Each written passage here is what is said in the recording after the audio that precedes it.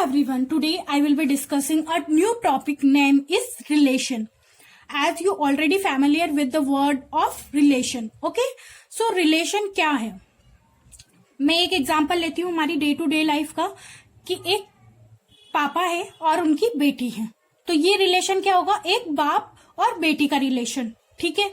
ऐसे ही हम एक भाई और एक बहन का रिलेशन लेते हैं, तो इन दोनों का रिलेशन क्या बोल सकते हैं? भाई बहन का रिलेशन, ठीक है? ये तो हमारी हुई डे टू डे लाइफ की बात, लेकिन यही बात हम मैथ्स में कर रहे हैं, ठीक है? तो मैथ्स में हम किसी भी दो एलिमेंट के बीच में रिलेशन बताना है, तो कैसे हम करेंगे? इसके लिए कोई कंडीशन होगी, ठीक है? तो सबसे पहले कंडीशन क्या होगी कि हमें मिनिमम 2 ऑब्जेक्ट रिक्वायर्ड होगा, मिनिमम 2 ऑब्जेक्ट रिक्वायर्ड। कैसे? अगर जब हम बाप और बेटी के बीच में रिलेशन बता रहे हैं, तो हमारा बाप सेट ए है और बेटी सेट बी है, तो हम इन दोनों के बीच में रिलेशन बता सकते हैं, ठीक है? और उन सब की बाप का नेचर कैसा होगा? रिस्पॉन्सिबल होगा, ठीक है? वो उसकी कैरेक्टरिस्टिक्स हैं, उसके साथ उसकी बेटी का रिलेशन हेल्दी रिलेशन होगा। तो कैसे लिख सकते हैं? सेकंड कैरेक्टरिस्टिक्स क्या होगी हमारी? Every relation have it's characteristics.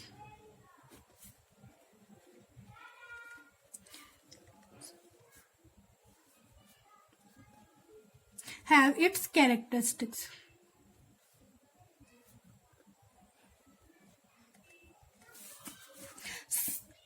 Okay, तो अब हम बात करते हैं कि कैसे हम मैथ्स में डिफाइन करते हैं कि रिलेशन क्या होगा। सपोज मैंने एक टर्म लिख दी, P is greater than Q, तो ये जो सिंबल है वो हमें क्या बता रहा है? इससे क्या डिनोट हो रहा है हमें कि P बड़ा है Q से। एक मैंने लिखा है M is parallel to N, यानी कि M समांतर है N के, या M पैरेलल टू N। ऐसे में लिख देती हूँ A is a subset of B, तो इसमें भी हमें रिलेशन पता चल रहा है कि A सबसेट है B का। इसी तरह से हम रिलेशन डिफाइन कर सकते हैं इन मैथमेटिकल फॉर्म, ठीक है? अब हम डेफिनेशन लिख लेते हैं कि रिलेशन क्या है। और रिलेशन को हम डिफाइन किससे करते हैं? कैपिटल R से, कैपिटल R से डिनोट करते हैं। अब हम सेट A और सेट B के बीच में रिलेशन बता रहे हैं, तो a relation R from set A to set B is a subset of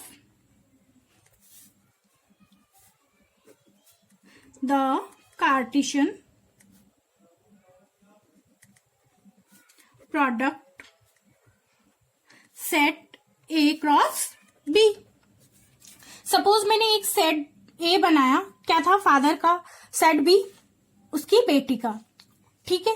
सो कुछ कैरेक्टरिस्टिक्स फादर की होगी, कुछ कैरेक्टरिस्टिक्स उसकी बेटी की होगी, तो कुछ कैरेक्टरिस्टिक्स फादर की बेटी से मिल रही होगी। सपोज फादर बहुत सिंसियर है तो बेटी भी सिंसियर है, तो इस तरह से हम कुछ कॉमन कैरेक्टरिस्टिक्स मार्क कर सकते हैं। नाउ इसको हम कैसे रिप्रेजेंट कर सकते हैं? ये एक suppose A is a set and B is second set. यहाँ पे A के एलिमेंट दिए A B C एंड यहाँ पे B के एलिमेंट दिए हैं X एंड Y। ओके, सो ये क्या है? हमारा सेट है। सेट A में कितने कार्डिनल नंबर है? And A is equals to 3। It means कितने एलिमेंट प्रेजेंट है सेट A में? 1 2 3, तो हमने 3 लिख दिया। ऐसे ही B में कितने एलिमेंट प्रेजेंट है? 2, तो हम यहाँ पे लिख देते हैं and B is equals to 2। अगर हमें निकालना है A cross B Cartesian form निकालना है, तो क्या होगा? A मल्टीप्लाई होगा सारे एलिमेंट से B के, ऐसे ही B सारे एलिमेंट से मल्टीप्लाई होगा, C सारे एलिमेंट से मल्टीप्लाई होगा। तो हम कैसे लिख सकते हैं?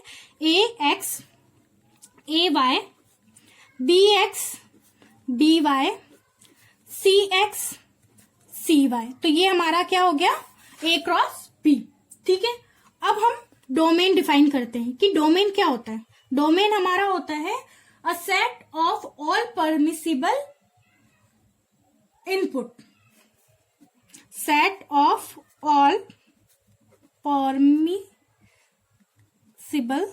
इनपुट। यहां पे हमारा इनपुट क्या है? A B C, okay?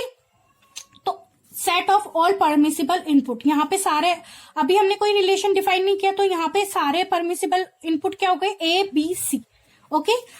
Suppose range, range क्या होगा, सेट ऑफ ऑल परमिसिबल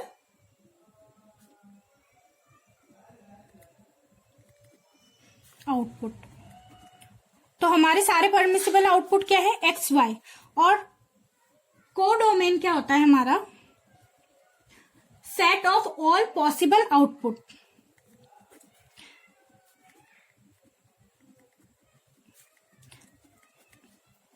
ठीक है, और एग्जांपल से हम समझ लेंगे कि सेट ऑफ परमिसिबल इनपुट।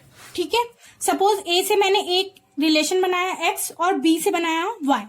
ठीक है, तो ये हमारा डोमेन करना है। डोमेन की क्या डेफिनेशन है, set of all permissible input, यानी कि यहाँ पे हम रिलेशन किसका बता रहे हैं, ओनली ए बी का। तो हमारा यहाँ पे डोमेन क्या होगा, ए बी।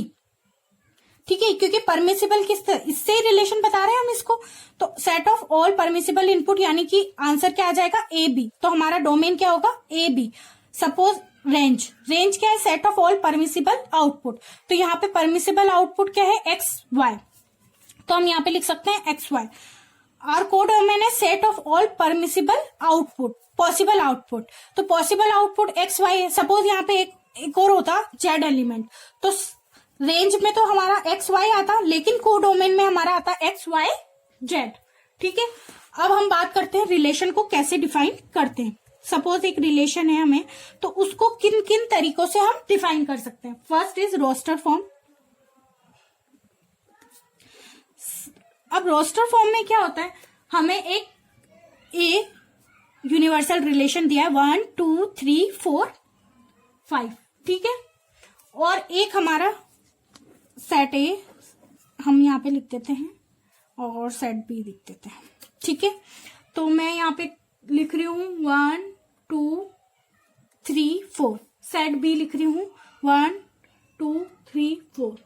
2 का 1 के साथ रिलेशन है, 3 का 2 के साथ रिलेशन है, 4 का 3 के साथ रिलेशन है। ठीक है, ये हमने एक रिलेशन डिफाइन कर दिया। अब रोस्टर फॉर्म में कैसे लिख सकती हूँ मैं, 2 का 1 के साथ रिलेशन है तो 2 1, 3 का 2 के साथ रिलेशन है तो 3 2, ऐसे ही 4 का 3 के साथ रिलेशन है तो 4 3। ये हमारा क्या हो गया, roster form.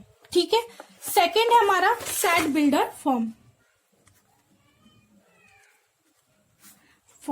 Set builder form में क्या होता है, हमने ऑलरेडी डिफाइन क्या किया था कि हमारा ये रिलेशन है जो मैं ऑलरेडी यहाँ पे ड्रॉ कर देती हूँ। ठीक है, एक ए है एक बी है, 1 2 3 4 1 2 3 4।